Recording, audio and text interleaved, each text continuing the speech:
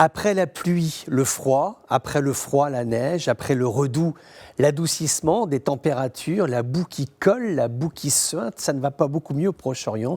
Il fait quand même un peu moins froid que la semaine dernière. Une image nous est parvenue, celle d'enfants syriens qui, n'ayant plus rien pour se chauffer, se sont regroupés autour d'un pneu de voiture enflammé à l'essence.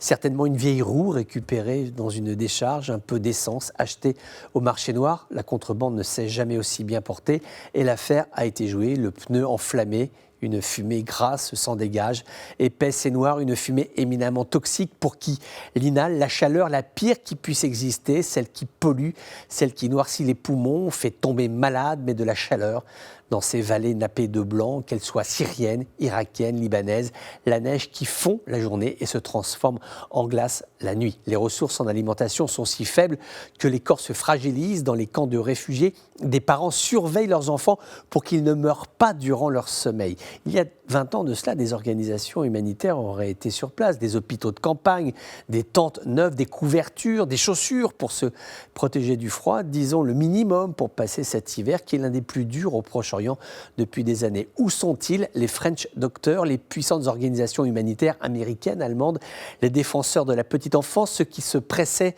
sur les guerres d'autrefois, souvent des gens sincères, mais également des businessmen du pansement et du flacon de mercurochrome. On ne les voit plus. Ils sont partis ou ils ne veulent plus venir, à moins que cette génération d'hommes et de femmes qui se sont engagés sur le terrain se soient lassés, eux aussi, emportés par le vent de la mode, des envies sans lendemain. Avant, les images étaient des chocs, ces gosses en train de se réchauffer autour d'un pneu brûlé, c'était des hurlements de douleur, des appels au secours.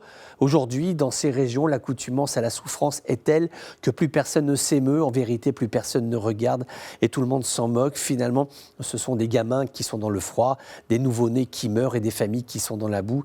Ces gens n'ont plus leur place dans la hiérarchie de l'information qui veut qu'un clou pousse l'autre, une larme chasse l'autre, dans l'indifférence. Durant des années, beaucoup ont gagné leur vie en faisant de l'aide humanitaire. Beaucoup, aujourd'hui, tournent le dos à la souffrance de ces populations. C'est là quelque chose de révulsant et de fondamentalement écœurant.